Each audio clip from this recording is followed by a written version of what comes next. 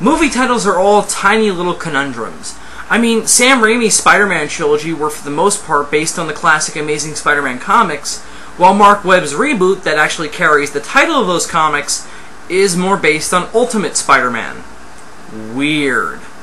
Greetings, children of cross-species genetics. I am Zazibar, and this is my non-spoiler review of the 2012 film, The Amazing Spider-Man.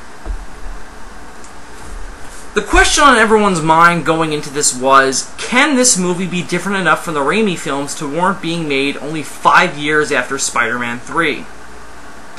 And the answer, at least in my opinion, is hell yes! Not only is it a very different movie and story than Raimi's original, but I also think it's a little stronger than that film. It carries similar themes regarding responsibility and sacrifice, but manages to treat these themes with more weight and seriousness that gives them more impact. By the way, I don't want to spend this review bashing the Raimi movies and comparing it to the reboot. I just think it's inevitable to do that when their releases are so close. However, what most impressed me about The Amazing Spider-Man was that I wasn't really comparing it to Raimi's films while I was watching. The film had such likable characters, strong performances, clever ideas, and stellar action that my mind didn't have to have the time to go there. Andrew Garfield was fantastic as Peter Parker, taking the character right off the page for me, and perhaps even making him more relatable than other incarnations. Everything great about Peter from the comics is here. He's got the intellect, the wisecracks, and the heart that I would expect from the character, but more than that, he felt very down to earth and was alive with nervous energy.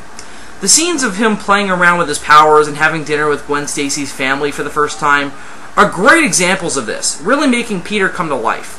Spidey fans, lynch me if you want to, but I'd go as far to say that this is the most relatable version of Peter Parker I've ever encountered. Garfield really nailed it. His line delivery and mannerisms really added a lot to Peter and Spider-Man's characterizations. Also, I don't know where he picked up his smile, but it really works for Peter's nervous energy.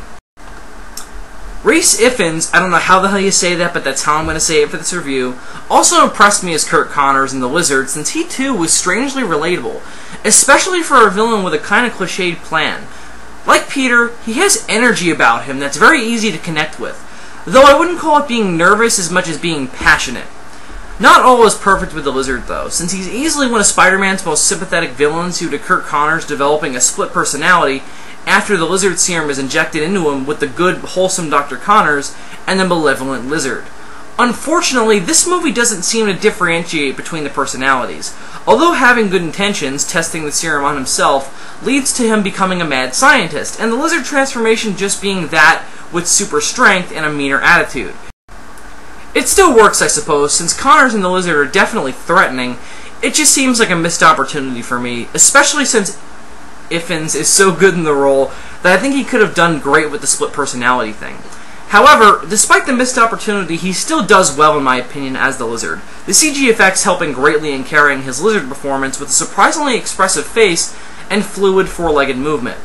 The effects on Spidey are also great, with the emphasis on practical effects making the whole thing seem more convincing. The web swinging is also great, if not a little familiar at this point with 3 movies already using the same technique, but the greater use of practical effects does lead to some interesting shots that wouldn't look good in CG. Hats off to the production team for not overusing CG. The last thing I want to mention before I rate the film is the reworking of Spidey and the Lizard's origins. Damn, it was clever! I'm sure I wasn't the only one groaning at the idea of seeing Spidey's origin on screen again, but for the most part it was well handled. I really loved how they connected the drama of Peter looking for his parents, him getting his spider powers, the death of Uncle Ben, and Peter accidentally creating the Lizard all relatively seamlessly. The reworking of the scene where Peter doesn't stop the robber who eventually kills Uncle Ben is actually strangely shocking, since for a minute you don't see it coming. Again, hats off to the movie for making one of the most well-known scenes in pop culture history kind of a surprise. However, my only issue with Spidey's origin in this movie is that Peter spends a good many scenes searching for the guy who killed Uncle Ben in a thrown-together costume, but then it's quickly forgotten so the Lizard plot can move forward. It was very jarring and kind of took me out of the movie. Though the Lizard's origin is similar to the comics, I really like how Peter causes Dr. Connors' transformation into the Lizard by helping him develop the serum in this movie. It validated the Lizard being the villain in this movie for me and made Connors and Peter's confrontations seem more personal. Overall, this is a great movie that takes the familiar character and story of Spider-Man and makes it feel fresh again. I highly recommend you go check it out in the theater, since the action is fantastic and can only be done service on the big screen. However, the missed opportunity with the lizard and the dropping of Peter's search for Uncle Ben's killer are noticeable problems, which does make this perhaps not an amazing movie, but still a damn good one. I give The Amazing Spider-Man a 4.5 out of 5.